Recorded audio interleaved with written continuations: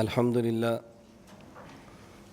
لله نحمده ونستعينه ونستغفره ونؤمن به ونتوكل عليه ونعوذ بالله من شرور أنفسنا ومن سيئات أعمالنا من يهده الله فلا مضل له ومن يضلل فلا هادي له ونشهد أن لا إله إلا الله وحده لا شريك له ونشهد أن سيدنا ومولانا محمدا عبده ورسوله أما بعد فأعوذ بالله من الشيطان الرجيم بسم الله الرحمن الرحيم اهدنا الصراط المستقيم اللهم صل على محمد وعلى آل محمد كما صليت على إبراهيم وعلى آل إبراهيم إنك حميد مجيد اللهم بارك على محمد وعلى آل محمد كما باركت على إبراهيم وعلى آل إبراهيم إنك حميد مجيد۔ ہمارا دورہ تحقیق المسائل 2017 کا آج پہلا سبق ہے۔ میں نے آپ کو صبح فجر کی نماز کے بعد گزارش کی تھی کہ ہمارے ہاں 7:30 کا معنی 7:30 ہی ہے۔ جتنے اسباق ہوں گے اس میں وقت کی پابندی آپ بھی فرمائیں اور وقت کی پابندی اساتذہ بھی فرمائیں۔ اس میں آپ کو بھی آسانی رہے گی، ہمیں بھی آسانی رہے گی، اور تھوڑے وقت میں کام انشاءاللہ بہت زیادہ ہوگا۔ میں اکثر احباب کی خدمت میں یہ بات عرض کرتا ہوں کہ یہ امت آخری امت ہے، اور اس امت کی جو عمر ہے اوسطاً وہ حدیث پاک میں ہے اعمار امتی من 60 الی 70 او کما قال، 60 سے لے کر 70 سال، اور اس امت کا جو میدان عمل ہے وہ بہت وسیع ہے۔ ارسلت الی الخلق کافہ، اور علماء نبی کریم صلی اللہ علیہ وسلم کے بارے سے۔ تو جب تھوڑی عمر میں بہت زیادہ کام کرنا ہو تو اس کے لیے اوقات کی نظم کا خیال رکھنا بہت ضروری ہے، ورنہ تھوڑے وقت میں زیادہ کام ہو نہیں پاتا۔ آپ تھوڑے وقت میں زیادہ کام کرنا چاہتے ہیں، وقت کی پابندی کریں، اس کی کوشش کریں، اپنا مزاج بنائیں، اور اس کے بعد اللہ رب العزت کی مدد اور نصرت کو اترتا ہوا آپ خود محسوس فرمائیں گے۔ آپ کو پھر اندازہ ہوگا کہ اللہ کی مدد کیسے آتی ہے، لیکن یہ شرط ہے کوشش ہم کریں۔ والذین جاہدوا فینا لنہدینہم سبلنا۔ تو وقت کی پابندی کو مزاج بنائیں۔ میں انشاءاللہ اس وقت کی پابندی پر آپ کو واقعات سناؤں گا۔ واقعات مؤیدات ہوتے ہیں، دلائل نہیں ہوتے۔ دلیل الگ چیز ہوتی ہے، مؤید الگ چیز ہوتی ہے۔ قرآن کریم، سنت، اجماع اور قیاس شرعی، یہ 4 دلائل ہیں۔ باقی جو ہم واقعات پیش کرتے ہیں وہ دلائل نہیں ہوتے، مؤید ہوتے ہیں۔ یہ مؤید اور دلیل میں فرق نہ سمجھنے کی وجہ سے بس اوقات ہم ایک واقعہ کے بطور دلیل پیش کرتے ہیں، اس واقعہ کا ذوف سامنے آتا ہے تو لوگ سمجھتے ہیں ہمارا عقیدہ کمزور ہے کیونکہ واقعہ پر اعتراض ہو گیا۔ تو مؤید اور چیز ہوتی ہے، دلیل اور چیز ہوتی ہے۔ یہ فرق ہمیشہ آپ ذہن نشین رکھیں۔ تو ہم کوشش کریں گے کہ 12 دن کے دورے میں زیادہ سے زیادہ اسباق پڑھائے جا سکیں۔ اس کے لیے میں نے صبح عرض کیا تھا کہ ہر مسئلے پر فائل موجود ہے، اور جو فائل شام لگ جائے فلاں سبق ہے صبح فائل لے لیں اور ذرا فائل لے کر اس کا تھوڑا سا مطالعہ فرما لیں۔ اس فائل میں ساری باتیں اور سارے دلائل تھوڑے وقت میں نہیں بتائے جا سکتے۔ خلاصہ آپ کے سامنے آئے گا، بیان کرنے کی ترتیب سمجھ آئے گی، سمجھانے کا سلیقہ آپ کو آ جائے گا، باقی آپ مطالعہ فرما کے مزید دلائل بھی جمع فرما سکتے ہیں۔ پورے دین کی بنیاد 2 چیزیں ہیں، نمبر 1 عقائد اور نمبر 2 مسائل۔ یہ پورے دین کا خلاصہ ہے، عقائد اور مسائل۔ آگے پھر عقائد کی کئی قسمیں ہیں، اس وقت ہماری اس پر بحث نہیں ہے۔ آپ اس کے لیے القواعد فی العقائد، یہ مقالہ ہے چھوٹا سا میرا، آپ اس کا مطالعہ فرمائیں تو عقائد کی قسمیں بھی آئیں گی۔ پھر آگے مسائل، اس کی بھی کئی قسمیں ہیں۔ میں یہ بات اس لیے عرض کر رہا ہوں کہ ہمارے بعض حضرات کی تعبیرات اس سے الگ ہوتی ہیں۔ بعض آپ کہیں گے دین 3 چیزوں کا نام ہے، نمبر 1 اعتقادات، نمبر 2 عبادات، نمبر 3 اخلاقیات۔ وہ کہیں گے جی 3 ہیں، عقائد، مسائل اور اخلاق۔ بعض کہیں گے نہیں دین 4 چیزیں ہیں، عقائد، اعمال، اخلاق اور معاملات۔ بعض کہیں گے نہیں 5 چیزیں ہیں، وہ ایک اور تعبیر لائیں گے، عقائد، مسائل، اخلاق، معاملات اور معاشرت۔ اب سننے والا بندہ سمجھتا ہے کہ ہمارے بزرگوں کے 4 قول ہیں اور چاروں میں تضاد ہے، حالانکہ تضاد نہیں ہے، کھول دیں تو 5 بن جائیں گے، سمیٹ دیں تو 2 بن جائیں گے۔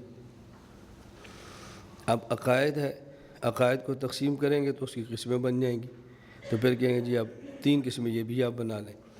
تو اس لیے علماء کی زبان میں سے کہتے ہیں کہ یہ نزاع لفظی ہے، نزاع حقیقی نہیں ہے، یہ نزاع لفظی ہے، نزاع حقیقی نہیں ہے۔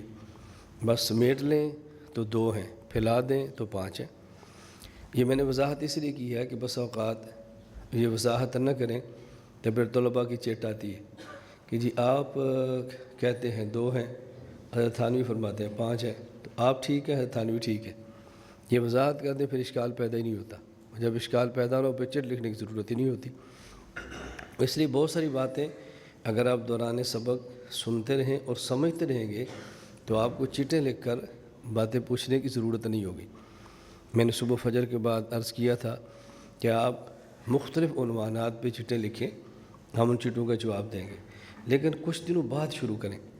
ہو سکتا ہے جو چٹ آپ نے لکھنی ہے اس کا جواب بیان کے اندر آ جائے، اس کا جواب سبق کے اندر آ جائے، اس کا جواب یہاں رہنے کے بعد کسی پالیسی کے اندر آ جائے۔ پھر ایک پاکستان کا معروف ادارہ ہے اور اس کے محتمم صاحب معروف ہیں، تو انہوں نے وہ یہاں تشریف لائے ہمارے پاس، 2 روز قیام فرمایا، پھر وہ چلے گئے۔ 2 دن کے بعد پھر مجھے فون کیا کہ میں پھر آنا چاہتا ہوں، وہ پھر آئے۔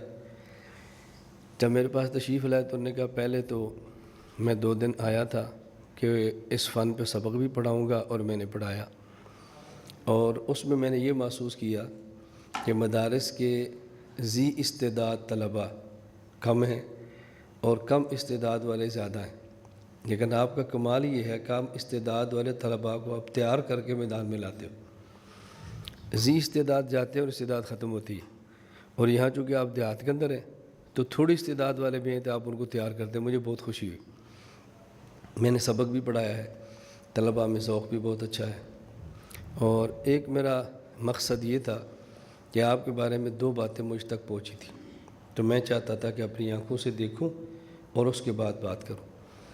اس میں ایک بات تو یہاں 2 دن کے قیام کے بعد ختم ہو گئی، میں نے اس لیے آپ سے بات نہیں کی کہ پہلے 2 دن یہاں ٹھہروں اور قریب سے دیکھوں، جو میں نے سنا ہے اگر وہ ٹھیک ہے تو پھر آپ سے بات کروں، اور اگر وہ غلط ہے تو میں آپ سے بات ہی نہ کروں۔ تو اس پر مجھے شرح صدر ہو گیا کہ وہ بات یہاں نہیں ہے جو میں نے سنی تھی، اس لیے میں اس پر آپ سے بات نہیں کرتا۔ وہ بات کیا تھی میں بتا دیتا ہوں تاکہ آپ کو الجھن نہ رہے۔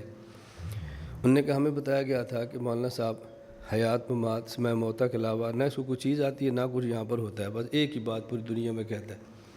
وہ میں نے 2 دن یہاں رہنے کے بعد سوچا کہ یہ تو بالکل جھوٹ ہے، یہ تو کھلا ہے اس کے اوپر الزام ہے، یہاں تو پورے دین کی بات ہو رہی ہے، سارے عقائد سمجھائے جا رہے ہیں۔ وہ چونکہ میرا مسئلہ حل ہو گیا اس لیے میں نے اس کو چھیڑا ہی نہیں ہے۔ اور دوسری بات بس میں میڈیا کے حوالے آپ سے کرنا چاہتا تھا، میری خواہش تھی کہ میں آپ سے کہوں کہ آپ اپنا چینل بنائیں، تو شاید میں نے محسوس کیا کہ آپ ڈرتے ہیں چینل بناؤں گا تو فتوے لگیں گے تو اس کا جواب مشکل ہوگا، وہ میں سنبھال لوں گا، تم چینل بناؤ۔ میں نے کہا چونکہ ہم نے بات ارشاد فرما دی ہے تو مسئلہ یہ نہیں ہے، میرا مسئلہ چینل کے وسائل ہیں، اگر وسائل آپ مہیا فرمائیں تو میں شروع کر دیتا ہوں، وسائل نہ تو میرے لیے مہیا کرنا چلانا مشکل ہے، بس یہ عذر ہے۔ کہتا ہے بس ٹھیک ہے، مجھے خوشی ہے۔ میرے ذہن میں یہ تھا کہ آپ کے پاس وسائل بہت ہیں لیکن آپ ڈرتے ہیں کہ لوگ کیا کہیں گے، تو اس پر میں آپ کو تسلی دوں، ہم آپ کا ساتھ دیتے ہیں، آپ شروع کریں۔ میں نے کہا نہیں، ہمارا یہ مسئلہ نہیں، مسئلہ وسائل کا ہے۔ تو میں تھوڑی سی بات یہ ایک مثال کیوں دی ہے، صرف اس لیے کہ آپ حضرات سوالات میں جلدی نہ کریں، چٹوں میں جلدی نہ کریں، کچھ دن ہمارے پاس آپ قیام فرما ہوں، پڑھیں، پالیسی دیکھیں، پھر جو کچھ آپ نے سنا سارا ذہن میں رکھیں، پھر کوئی بات سمجھ نہ ہو تو پرچی لکھیں، آپ کو حق حاصل ہے، ہم آپ کو جواب دیں گے انشاءاللہ، اور سب کے سامنے دیں گے تاکہ آپ کو الجھن نہ ہو۔ تو میں نے اس لیے عرض کیا کہ اس کو دفع دخل مقدر سمجھیں، دفع دخل مقدر سمجھتے ہیں نا، درمیان میں گفتگو کے دوران کوئی سوال پیدا ہو، سوال نقل کیے بغیر جواب دو، اس کو دفع دخل مقدر کہتے ہیں۔ لیکن میں نے دخل مقدر کو بھی کھول دیا ہے، پھر اس کو دفع بھی کر دیا، اب دفع دخل مقدر ہے ہی نہیں، سوال کر کے میں نے جواب دے دیے۔ تو میں عرض کر رہا تھا کہ دین کے بنیادی اجزاء دو ہیں، نمبر 1 عقائد اور نمبر 2 مسائل۔ عقائد میں سب سے بنیادی عقیدہ توحید ہے، اور مسائل میں سب سے بنیادی مسئلہ تقلید ہے۔ عقائد میں توحید بنیادی عقیدہ کیوں ہے؟ اب عقائد میں تو بنیادی عقائد ہوتے ہیں توحید، رسالت اور قیامت۔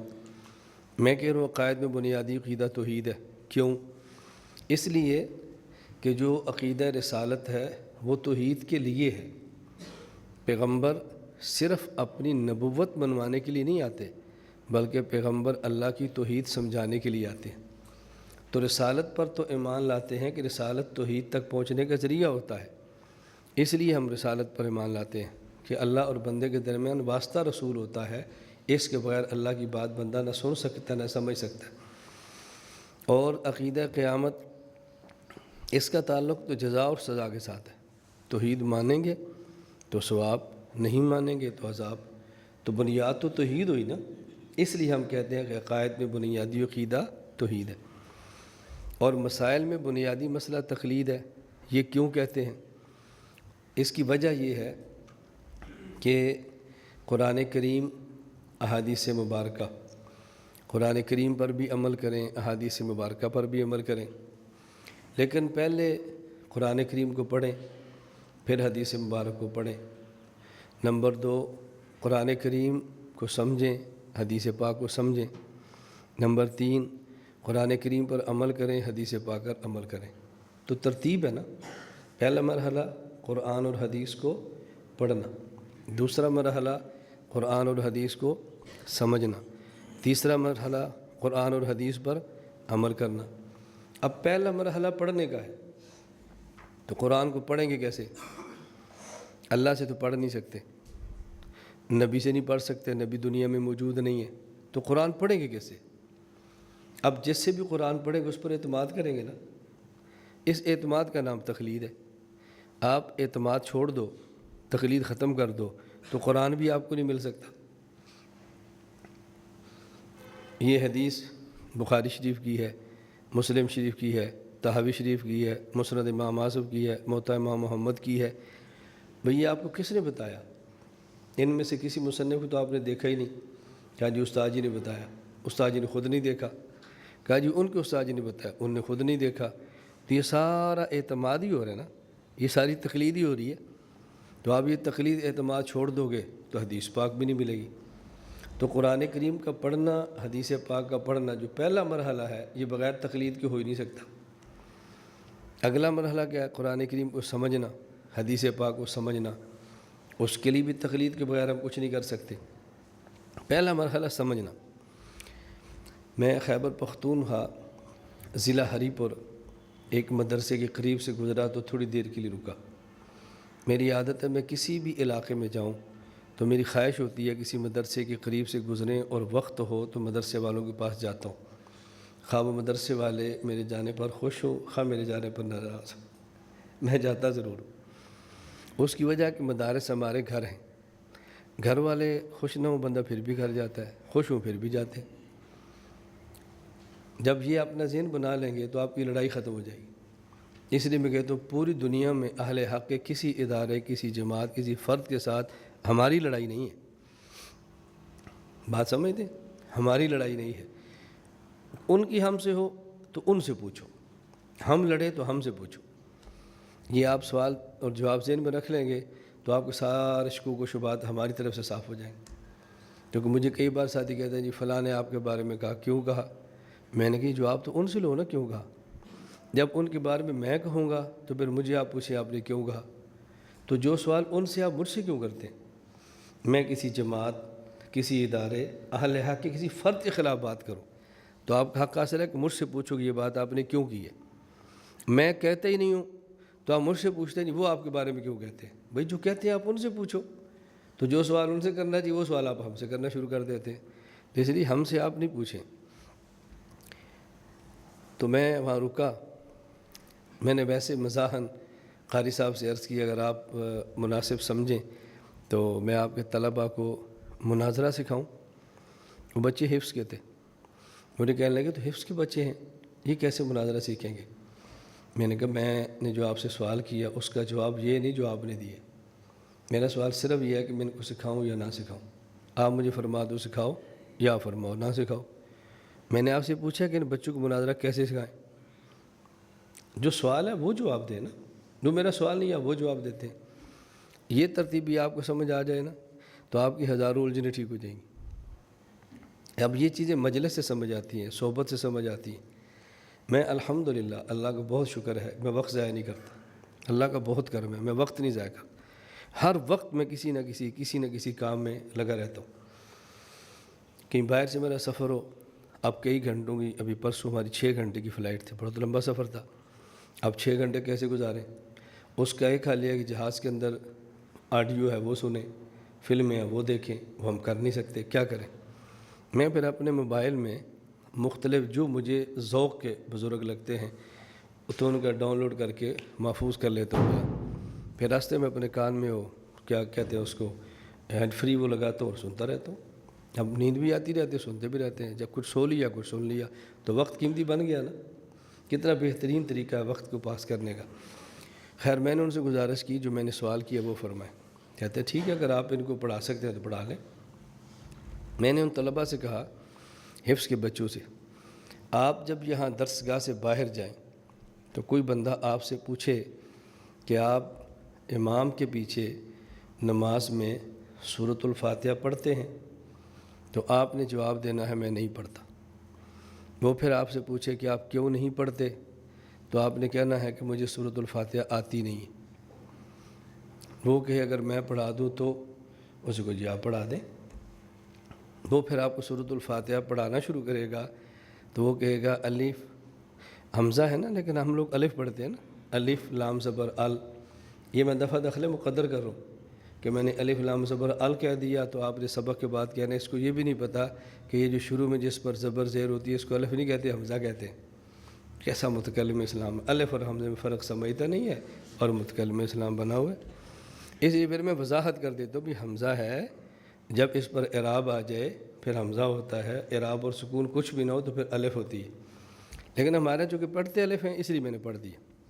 تو میں نے کہا وہ کہے گا کہ الف لام زبر ال، ح میم زبر حم، الحم، تو آپ نے کہنا نہیں الف لام زیر ال، وہ کہے گا نہیں الف لام زبر ال، آپ نے کہنا نہیں الف لام زیر ال۔ دوسرے کو میں نے کہنا تو نے کہنا جی الف لام پیش ال، وہ کہے گا نہیں الف لام زبر ال، آپ نے کہنا ال۔ اب ایک پڑھے گا ال، ایک پڑھے گا ال، اور وہ پڑھائے گا ال۔ تو آپ اس سے پوچھیں کہ وہ آپ سے پوچھے گا آپ ال کیوں پڑھتے ہو، آپ اسے پوچھیں بھی تم ال کیوں پڑھتے ہو۔ یہ جو اس کے اوپر وہ کہے گا دیکھو زبر لکھی ہوئی ہے، آپ اسے پوچھو کہ یہ زبر اللہ پاک نے لکھ کے دی ہے، وہ کہے گا نہیں۔ آپ اسے پوچھو یہ زبر اللہ کے نبی صلی اللہ علیہ وسلم لکھ کے دی ہے، وہ کہے گا نہیں۔ تو آپ اسے پوچھو یہ زبر لکھ کے کس نے دی ہے، وہ کہے گا جی یہ تو مجھے نہیں پتہ کس نے لکھی ہے لیکن لکھوائی حجاج بن یوسف نے تھی۔ تو آپ اسے پوچھے گا حجاج بن یوسف اللہ ہے، کہے گا نہیں۔ نبی ہیں، نہیں۔ مکہ کے ہیں، نہیں۔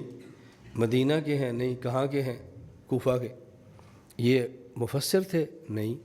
محدث تھے، نہیں۔ فقیہ تھے، نہیں۔ کون تھے، یہ کوفہ کے گورنر تھے اور بہت عالم آدمی تھے۔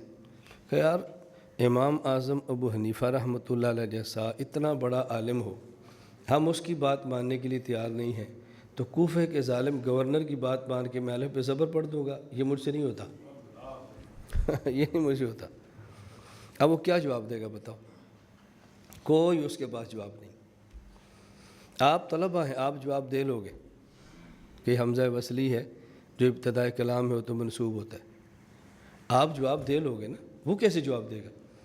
لیکن ابتدائی کلام میں منصوب ہوتا ہے، یہ تو نحو کا ضابطہ ہے، قرآن حدیث کا تو نہیں ہے، سوال تو پھر وہ ہو جائے گا نا۔ یہ ضابطہ کس نے دیا؟ اللہ نے دیا ہے، نبی نے دیا ہے۔ ابو الاسود دولی نے، کیا وہ اللہ کے نبی ہیں؟ اللہ ہیں؟ جس نے ضابطہ بتاؤ نا کس نے دیا، کوئی جواب نہیں ہوگا۔ اس کا معنی یہ ہے کہ جب تقلید نہ کریں تو قرآن کریم کا سب سے پہلا حرف حمزہ، اس حمزہ پر زبر بھی ثابت نہیں ہو سکتی۔ آپ سمجھتے ہیں تقلید کتنا اہم مسئلہ ہے؟ اگر تقلید نہ کریں تو قرآن کریم کا پہلا حرف حمزہ الف، اس پر جو زبر ہے وہ بھی دنیا میں کوئی بندہ ثابت نہیں کر سکتا، تو آپ تقلید کے بغیر قرآن پڑھ نہیں سکتے۔ اسی طرح حدیث پاک ہے، آپ حدیث بھی نہیں پڑھ سکتے۔ تو پہلا کام ہے قرآن کریم حدیث پاک کو پڑھنا، بغیر تقلید کے پڑھ نہیں سکتے۔ دوسرا، قرآن کریم اور حدیث پاک کو سمجھنا۔ قرآن کریم اللہ کا کلام ہے، تو اللہ سے سمجھو۔ چلو اللہ سے نہیں سمجھ سکتے، اللہ کے نبی سے سمجھو صلی اللہ علیہ وسلم۔ اللہ سے بھی نہیں سمجھ سکتے، نبی پاک بھی دنیا میں نہیں، تو پھر کس سے سمجھو گے؟ اب جس سے بھی آپ سمجھو گے اس کا ترجمہ ٹھیک ہے، اس پہ دلیل کیا ہوگی؟ وہ دلیل کہاں سے لاؤ گے؟ جو شخص تفسیر کرتا ہے وہ تفسیر بالرائے نہیں ہے، تفسیر معصور ہے، منقول ہے، اس پہ کیا دلیل ہے؟ پھر دلیل مانگو۔ اس کا مطلب قرآن کریم کو اور حدیث پاک کو سمجھنا بھی چاہیں تو کسی فرد کے بغیر نہیں سمجھ سکتے، اسی کا نام تقلید ہے۔ میں پاکستان سے باہر ایک ملک میں تھا، تو ایک آدمی کے دفتر میں بیٹھا ہوا، اور آدمی غیر مقلد تھا، اس کے دفتر میں تھا۔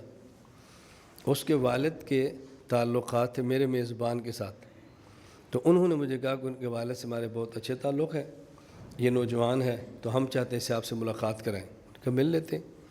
میں نے ملاقات کی۔ ان کی عادت ہے اور اچھی عادت ہے کہ ان کی اپنے مسائل پہ تیاری ہوتی ہے، اور جب موقع ملے بات ضرور کرتے ہیں۔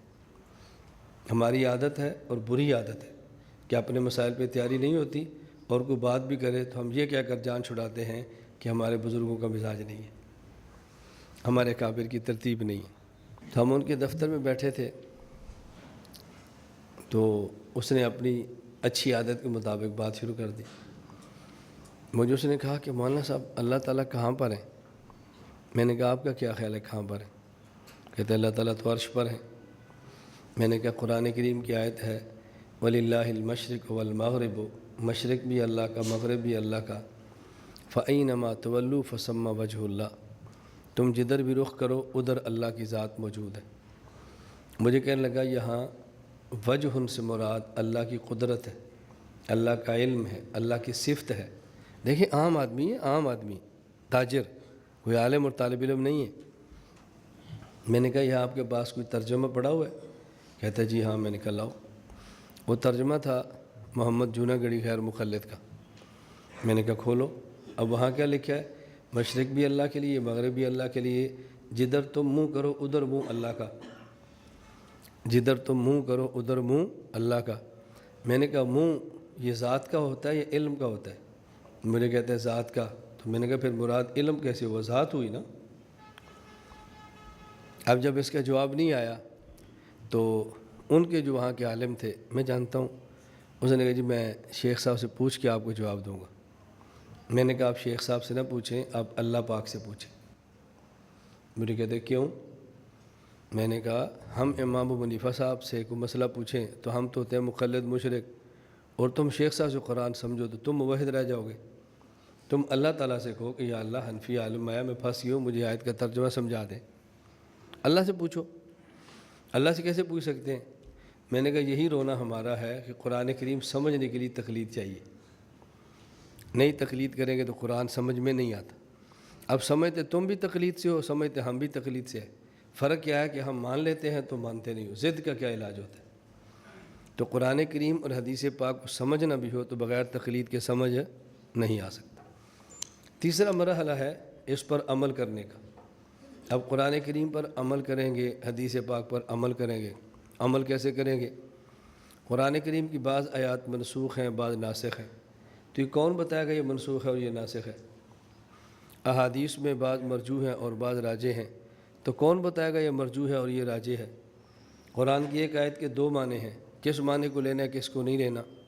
حدیث پاک ایک ہے، اس کے معنی 3 ہیں. کون سا معنی لینا ہے کون سا نہیں لینا یہ کون بتائے گا؟ کوئی بتائے گا تو عمل کریں گے نا.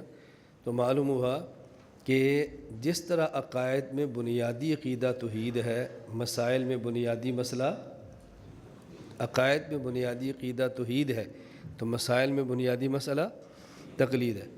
میں اچھی طرح آپ کو کھول کھول کے بات سمجھا رہا ہوں کہ آپ سمجھیں. جب آپ کو خود شرح صدر ہوگا نا پھر آگے سمجھانا آسان ہوگا. اور دلائل میں بتا رہا تھا قرآن کریم حدیث پاک. نمبر 1 قرآن اور حدیث کو پڑھنا جو کہ بغیر تقلید کے ممکن نہیں ہے. نمبر 2 قرآن کریم حدیث پاک کو سمجھنا جو کہ بغیر تقلید کے ممکن نہیں ہے. نمبر 3 قرآن کریم اور حدیث پاک پر عمل کرنا جو کہ بغیر تقلید کے ممکن نہیں. آپ کو بات سمجھ آئے گی نا، پھر آئندہ کوئی بندہ بھی سوال کرے گا آپ کے لیے جواب دینا بہت آسان ہوگا. اور جب مسئلہ کھلتا نہیں ہے نا تو پھر ہر سوال پہ بندہ اٹکتا ہے، کبھی اس کو فون کبھی اس کو فون، کبھی یہ کتاب کبھی وہ کتاب. اور جب مسئلہ سمجھ آ جائے پھر بندہ ہر وقت جواب دینے کے لیے تیار بیٹھا ہوا ہے. اب یہ بات آپ کو سمجھ آ گئی. اگر کوئی بندہ یہ بات پوچھے کہ جی تقلید کے بغیر قرآن کریم حدیث پاک نہیں سمجھ آتی تو کیا صحابہ سارے مقلد تھے؟ اب آپ نے پھر پھنس جانا ہے، نیا سوال آ گیا. حالانکہ سوال ہے ہی نہیں بھئی، یہ تو اس کے لیے ہے جو نبی پاک کے دور میں نہیں تھا. صحابہ تو رسول اللہ صلی اللہ علیہ وسلم سے قرآن پڑھتے بھی تھے، سمجھتے بھی تھے، حضور پاک حدیث سنتے بھی تھے، سمجھتے بھی تھے. اور مسئلہ بعد والوں کے لیے ہے تو سوال صحابہ کا کرتا ہے. ہم کہتے ہیں تو نہیں عمل کر سکتا بغیر تقلید کے، بس تم اپنی بات کرو، صحابہ کی بات مت کرو. اس پہ آپ تھوڑا سا کھڑا ہونا سیکھو. جب آپ سے کوئی بات پوچھتا ہے صحابہ سارے مقلد تھے، وہ تقلید کس کی ہوتی تھی، آپ وہیں بیٹھ جاتے ہیں. اب اس سوال کا جواب کیا دیں؟ بات سمجھ آئی؟ یہ بالکل ایسی ایک مثال دیتا ہوں کہ جس طرح مرزائیت قادیانیت کے رد میں بنیادی طور پہ ہم 3 مضمون پڑھاتے ہیں. نمبر 1 ختم نبوت، اجرائے نبوت، نبوت ختم ہے یا جاری ہے. نمبر 2 حیات عیسیٰ، وفات عیسیٰ، عیسیٰ علیہ السلام زندہ ہیں یا فوت ہو گئے. نمبر 3 صدق و کذب مرزا، مرزا سچا ہے یا جھوٹا ہے. یہ 3 بنیادی مضامین ختم نبوت پہ. لیکن جب بھی آپ کسی قادیانی سے بات کریں یا جب کوئی قادیانی آپ سے بات کرے تو وہ 3 مضامین میں سے یہ مضمون چھیڑے گا کہ عیسیٰ علیہ السلام زندہ ہے یا فوت ہو گئے. بات سمجھ آ گئی؟ اب ان کو بتاؤ بھی عیسیٰ علیہ السلام زندہ ہیں یا فوت ہو گئے ہیں، اس سے تجھے کیا غرض؟ ہمارا تو جھگڑا یہ ہے کہ جس کو تو نبی مانتا ہے وہ نبی ہے یا نہیں. تو اس پہ بات کر. خدا نخواستہ اگر مان بھی عیسیٰ علیہ السلام فوت ہو گیا تو اس سے پھر کیا ہوگا؟ پھر مرزا قادیانی کی نبوت ثابت ہو جائے گی. بھائی بات اس میں ہے کہ مرزا قادیانی مرتد ہے، اس کے ماننے والے مرتد ہیں، اور تو بحث کیا کر رہا ہے کہ عیسیٰ علیہ السلام زندہ ہے یا فوت ہو گئے. ہم رونا رو رہے ہیں کہ اس دور میں بغیر تقلید کے شریعت پہ عمل نہیں ہوتا، اور تم کیا پوچھ رہے ہو صحابہ تقلید کس کی کرتے تھے. ہمارا رونا تمہارا ہے اور تم بات کرتے ہو صحابہ کی. ہمیں فکر تمہاری ہے، تمہارا کیا بنے گا؟ اور تمہیں فکر پڑی ہو صحابہ کرام کی، کون کا کیا بنے گا؟ رضی اللہ عنہم اجمعین. وہ جنتی ہیں، اپنے نبی کے ساتھ ہیں، ان کی تم فکر نہ کرو، تم اپنی فکر کرو اپنی. بات سمجھ آئی؟ آپ نے سنا ہے نا لطیفہ، گاؤں کا بڑا آدمی تھا، نمبردار فوت ہو گیا. یا نمبردار فوت ہوا تو گاؤں کا میراثی تھا. اس نے اماں سے پوچھا کہ اس کے بعد نمبردار کون ہوگا؟ اس نے کہا نمبردار کا بیٹا. اس نے کہا اچھا وہ فوت ہو گیا پھر کون بنے گا؟ کہ نمبردار کا پوتا. وہ فوت ہو گیا پھر کون بنے گا؟ اس نے کہا نمبردار کا پڑ پوتا. وہ فوت ہو گیا تو پھر کون بنے گا؟ اس نے کہا بیٹا یاد رکھ لے، اس کی 100 نسلیں بھی مر جائیں نا تو نمبردار نہیں بن سکتا. مراسی رہتا ہے، وہ نمبردار نہیں بنتا. عیسیٰ علیہ السلام زندہ ہیں، وہ فوت بھی ہو جائے نا تو مرزا نبی نہیں بن سکتا. بات سمجھتے؟ معاملہ صحابہ کا نہیں، معاملہ تمہارا ہے. وہ اپنی جان چھڑانے کے لیے صحابہ کو پیش کرتے ہیں اور آپ فکر مند ہو تب اس سوال کا جواب کیا دیں. اس لیے میں اس دورے کے دوران پوری کوشش کرتا ہوں کہ مسئلہ کھولو، شرح صدر کے ساتھ بیان کرو، سمجھ آ جائے تقلید ہوتی کیا ہے بس. ورنہ تقلید کے رٹے رٹائے لفظوں پہ آپ بحث کرتے رہیں گے، یہ لغوی معنی، یہ اصطلاحی معنی، یہ لغوی معنی، یہ اصطلاحی معنی، بس اسی پہ جھگڑتے رہیں گے اور مسئلہ حل نہیں ہوگا. بنیادی بات یہ ہے کہ مسئلہ خود سمجھیں. بس پھر دوسرے کو سمجھائیں۔ یہاں دورے میں آنے والا بندہ دلائل یاد نہ کر سکے، نفس مسئلہ سمجھ کے چلا جائے، آگے دلائل قائم کرنا کوئی مشکل نہیں، لیکن جب مسئلہ سمجھ نہیں آتا تو جتنے دلائل ہوتے ہیں وہ ختم ہو جاتے ہیں، نئی دلیل پھر کا جواب دینا بہت مشکل ہو جاتا ہے۔ اللہ ہمیں بات سمجھنے کی توفیق عطا فرمائے۔ تو میں نے عرض کیا کہ دین کے بنیادی اجزاء دو ہیں، نمبر 1 عقائد اور نمبر 2 مسائل۔ عقائد میں بنیادی عقیدہ توحید ہے اور مسائل میں بنیادی مسئلہ تقلید ہے۔ اس لیے ہم اس دورے میں سب سے پہلا جو مسئلہ سمجھاتے ہیں وہ تقلید کا ہوتا ہے۔ کیوں؟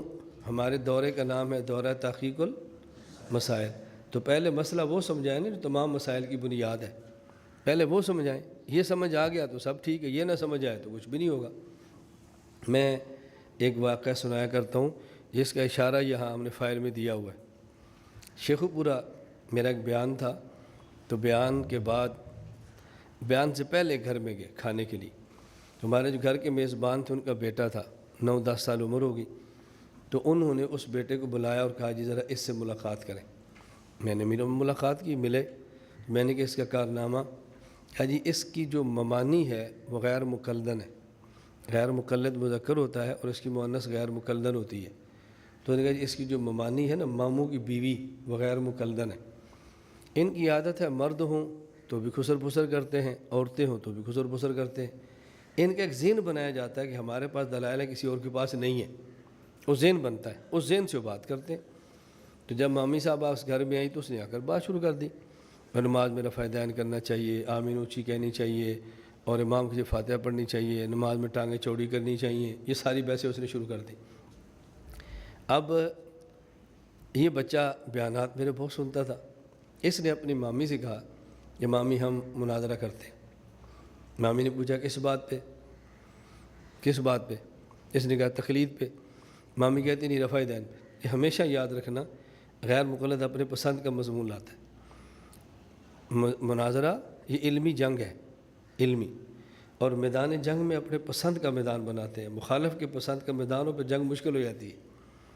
مضمون پسند کا رکھتے ہیں، اس پہ ہمیشہ کوشش کیا کریں، شرائط مضمون اپنی پسند کا لائیں۔ تو اس نے کہا کہ نہیں تقلید پہ کرتے ہیں۔ اس کی مامی کہتی ہے کیوں؟ اس نے کہا تقلید کے علاوہ کریں گے تو ہمارے گھر کی لڑائی ختم نہیں ہوگی، تقلید پر کریں گے ساری لڑائی ختم ہو جائے گی۔ آج ہم مناظرہ کرتے ہیں ترک رفع دین پہ، کل ہوگا آمین بے سر پہ، پھر ہوگا ٹانگوں پر، پھر ہوگا ترک قرات پہ، پھر ہوگا تراویح پر۔ یہ تو ہر روز مناظرے ہی ہوتے رہیں گے۔ جب تقلید ثابت ہو جائے گی تو آپ سارے مسئلے ہمارے امام کو مان لو گی، جھگڑا ختم۔ تقلید نہیں ثابت ہوگی، ہم سارے مسئلے آپ کے مانیں گے، لڑائی ختم۔ تو اب ممانی نے کہا ٹھیک ہے۔ تو اس نے کہا کہ میرا سوال یہ ہے، تقلید ایمان ہے، تقلید واجب ایمان ہے یا تقلید شرک ہے؟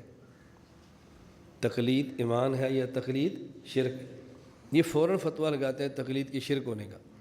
تو اس بچے نے کہا پہلے میری پوری بات سنیں، فتویٰ پھر لگانا۔ میرا ماموں حنفی ہے جو مقلد ہے، اور تم میری ممانی ہو، غیر مقلدن ہو، تم مقلد نہیں ہو۔ تو اگر تقلید کو تم ایمان مانتی ہو تو پھر تمہارا مذہب بدل جائے گا۔ کیوں؟ پھر تم غیر مقلد کی بجائے مقلد بن جاؤ گی، تقلید کو ایمان جو مان لیا۔ اور اگر تم تقلید کو شرک کہتی ہو تو میرا ماموں مقلد مشرک، تم غیر مقلد موحدہ، اور موحد اور مشرک کا نکاح نہیں ہوتا، پھر تمہارا نکاح ختم ہو جائے گا۔ اگر تقلید کو تم ایمان مانو تو مذہب گیا، اگر تقلید کو شرک مانو تو نکاح گیا۔ اب بتاؤ تقلید ایمان ہے یا شرک ہے؟ جب یہ لوگ پھنس جائیں تو پھر نکاح کی قربانی نہیں دیتے، ایمان کی دے لیتے ہیں۔ ایسے ہی ہوتا ہے نا، 3 طلاق دے دی ہے، عورت حرام ہو گئی، نہیں آ سکتی، اب لانا تو ہے، اس کا حل کیا ہے؟ غیر مقلد ہو جاؤ، 3 کو 1 کہہ دو، اس کی قربانی نہیں دینی، مذہب کی قربانی دو۔ اب جب وہ پھنس گئی تو اس وقت وہ کہنے لگی آپ نے بھی اس گھر میں رہنا ہے، میں بھی اس گھر میں رہنا ہے، ان بحثوں کا فائدہ نہیں ہے، چلو میں بھی کچھ نہیں کہتی، تم بھی کچھ نہ، بس وہیں پر بحث ختم ہو گئی۔ کیوں؟ اس لیے کہ اس نے بنیاد ہاتھ میں پکڑ لی۔ تو آپ بنیاد پکڑیں گے نا تو پھر مسئلہ حل ہو۔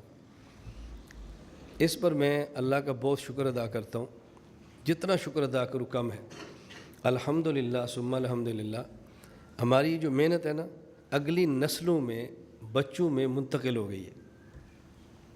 یہ جو ہماری محنت ہے اگلی نسلوں میں منتقل ہوگی، اگلی نسلوں میں۔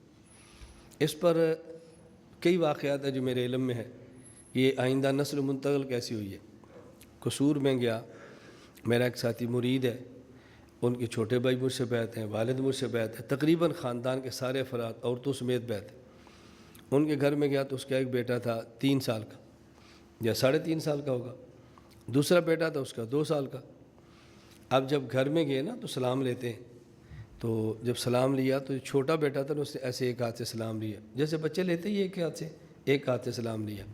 وہ جو بڑا تھا نا 3.5 سال والا، وہ 2 سال والے سے کہتا ہے اوے تو بھابھی ہو گیا۔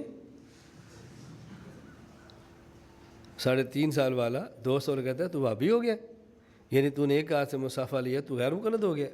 میں نے اللہ کا شکر ادا کیا کہ اگلی نسل میں محنت منتقل ہو گئی۔ آدمی زندگی میں جب یہ محنت منتقل ہوتی ہے، دیکھو کتنا خوش ہوتا ہے۔ جب آپ کام کرو گے تو میں پھر سمجھ آئی۔ ابھی میں کراچی گیا اس سے پچھلے سفر میں، تو مجھے وہاں ساتھیوں نے بتایا، ہمارے کراچی کے امیر ہیں مولانا شمس، ان نے بتایا اب کسی مدرسے اسکول میں چھوٹا ان کا بچی ہے یا بچہ چھوٹا بچہ وہ گیا، اب اس اسکول میں ایک ٹیچر تھا غیر مقلد تھا، تو جب نماز سکھانی شروع کی تو اس ٹیچر نے کہا اس بچے سے کہ تم ہاتھ یہاں باندھو۔ وہ بچہ کہتا ہے میں کوئی عورت ہوں، میں کوئی عورت ہوں ہاتھ یہاں باندھوں؟ میں نے کہا اللہ کا شکر ہے، ایک اندھا نسل میں منتقل ہو رہا مشن۔ تو چھوٹے چھوٹے بچے اس کام پہ آ رہے ہیں، چھوٹے چھوٹے، آپ تو بہت بڑے ہو، آپ تھوڑی سی محنت کرو، پھر آپ دیکھنا اس بھائی کام کرنا آسان کتنا ہے، کوئی مشکل کام نہیں ہے۔ مجھے اس پہ ایک واقعہ یاد آیا کہ اگر تقلید کو ایمان کہتے ہیں تو پھر مذہب بدل گیا، اور تقلید کو شرک کہتی ہیں تو پھر نکاح ختم ہو گیا۔ ہمارے پاکستان کے ایک مولانا صاحب تھے، عقیدہ تو گندہ تھا ہی، زبان بھی بہت گندی تھی، مر گئے۔